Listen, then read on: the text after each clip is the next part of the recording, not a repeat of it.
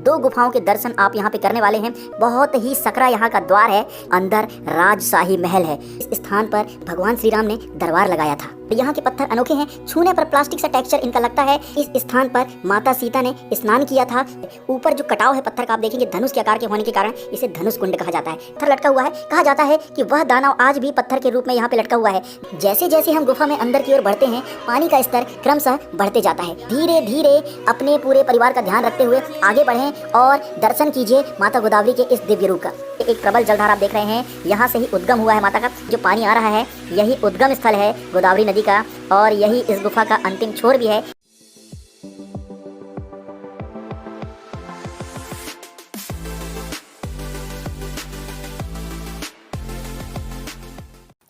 Hello friends, welcome back to Bharat Darshan studio. और निकल पड़े हैं एक और रोमांच, धर्म, संस्कृति, आस्था और रहस्य से भरे अनोखे सफर में, जहां आपको दिखाएंगे कुछ खास। तो चलिए शुभारंभ करते हैं।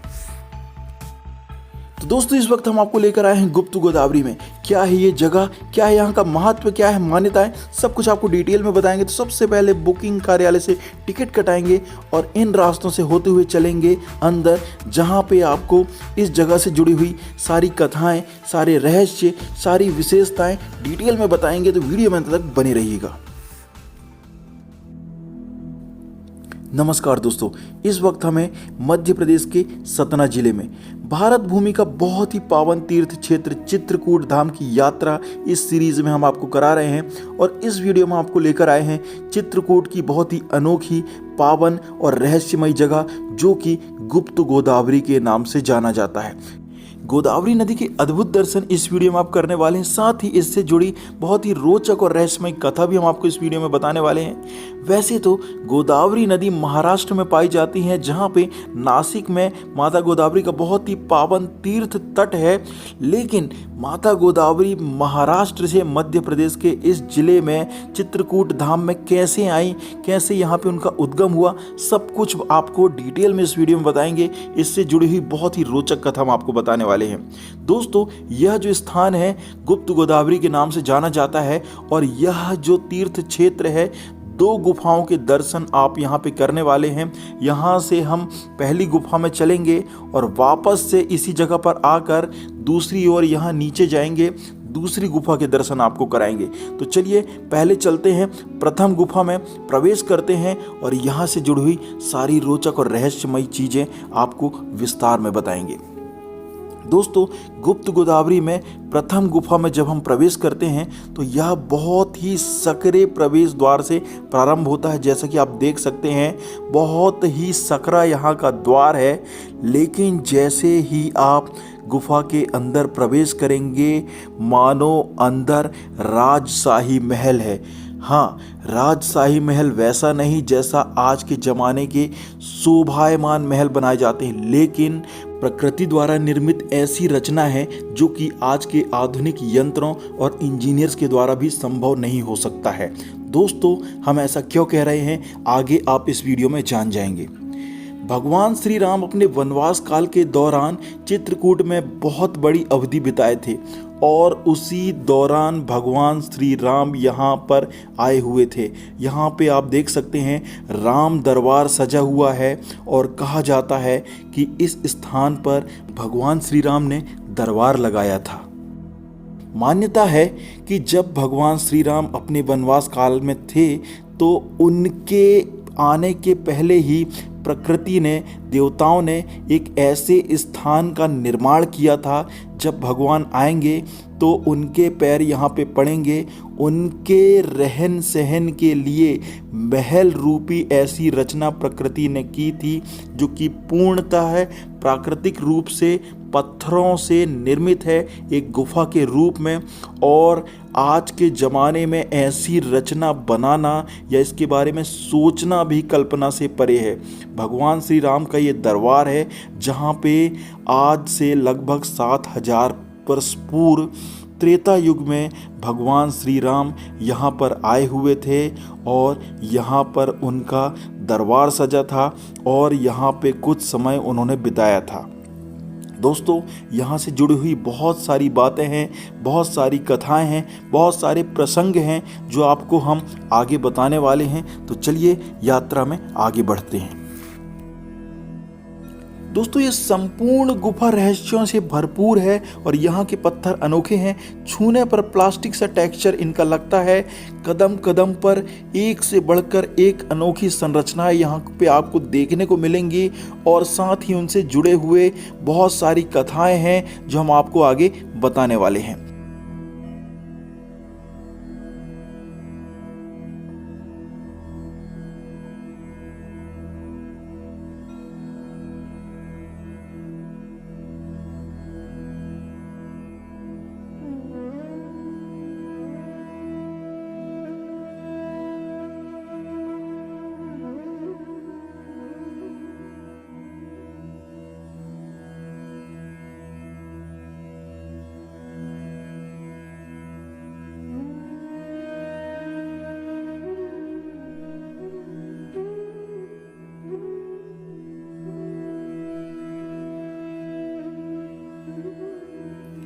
आइए दर्शन करते हैं सीता कुंड के। और कहा जाता है कि इस स्थान पर माता सीता ने स्नान किया था और यही है वास्तविक गुप्त गंगा गोदावरी, जहाँ पर गोदावरी माता गुप्त रूप में प्रकट हुई हैं और यहीं पर ये विलुप्त हो गई हैं, इसीलिए इसे गुप्त गोदावरी कहा जाता है।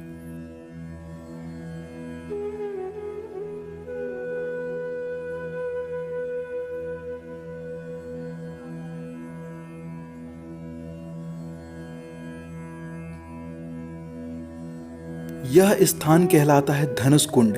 यहाँ पे पत्थर की संरचना आप देखेंगे तो वह धनुष के आकार की है। ऊपर जो कटाव है पत्थर का आप देखेंगे धनुष के आकार के होने के कारण इसे धनुष कुंड कहा जाता है। यहाँ पे भी माता गोदावरी गुप्त रूप में है, यहीं पे उद्गम है और यहीं पे वो विलुप्त हो गई हैं।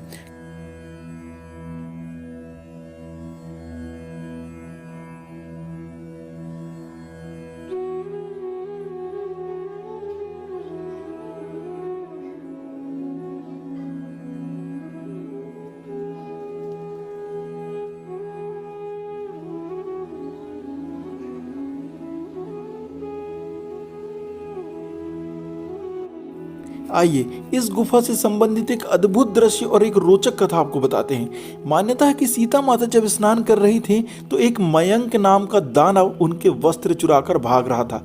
तब लक्ष्मण जी ने एक बाण मारकर उस दानव को ऊपर यहाँ पे लटका दिया था। आप देख सकते हैं कि जो पत्थर लटका हुआ है, कहा जाता है कि वह दानव आज भी पत्थर के रूप में यहाँ पे लटका हुआ है। जब इस मयंक नाम के दानव ने लक्ष्मण जी से प्रार्थना की, क्षमा मांगी, तो लक्ष्मण जी ने इसे क्षमा करते हुए कहा कि जब भी कोई भक्त यहाँ पे आएगा तो उनके पापों का नाश होगा और वही पाप का भक्षण करके तुम्हारा पेट भरेगा, तुम्हारा भरण पोषण होगा। चलिए यही कथा सुनते हैं यहाँ के पंडित जी से। ये मयंक का नाम राक्षस था। जब सीता जी सीताकुंड में स्नान कर रहे थे तभी कपड़े चोरी करके लगा, तो लक्ष्मण जी इसको सप्तवेदी बाण मार दिया, शराब दिया, पत्थर हो गया।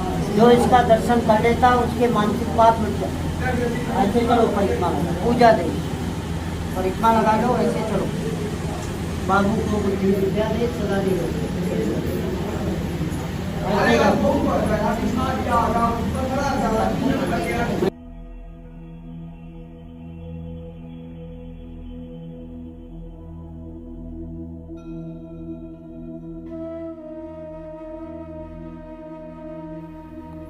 दोस्तों, प्रथम गुफा का दर्शन यहाँ पे कंप्लीट होता है। अब हम आगे चलेंगे दूसरे गुफा के दर्शन में।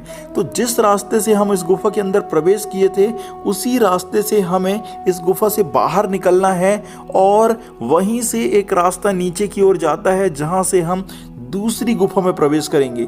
अगर आप चित्रकूट धाम यात्रा में आते हैं और आपने गुप्त गोदावरी के दर्शन नहीं किए हैं तो आपका दर्शन पूर्णतः अधूरा है, क्योंकि ऐसी रचना, ऐसे अद्भुत दृश्य पूरी पृथ्वी में बहुत ही रेयर हैं। चलिए चलते हैं दूसरी गुफा की ओर, जो कि और भी ज़्यादा रोमांच से भरपूर है, रहस्यमयी है। चलिए आपको दिखाते हैं।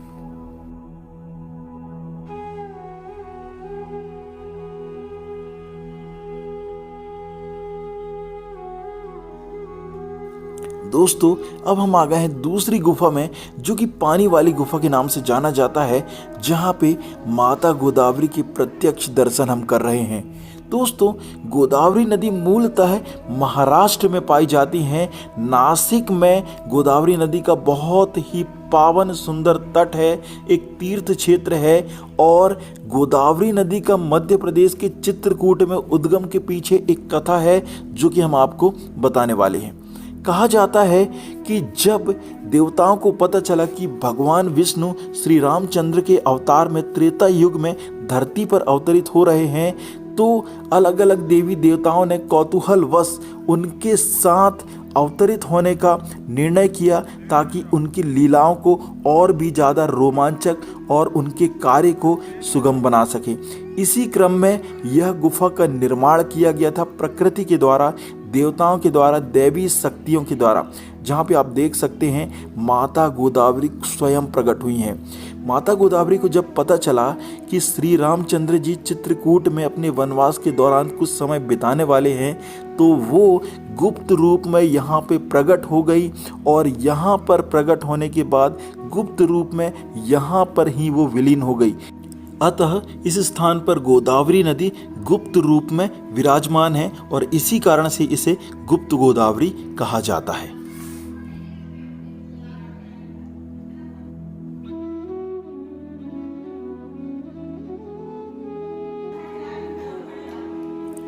जैसे जैसे हम गुफा में अंदर की ओर बढ़ते हैं, पानी का स्तर क्रमशः बढ़ते जाता है।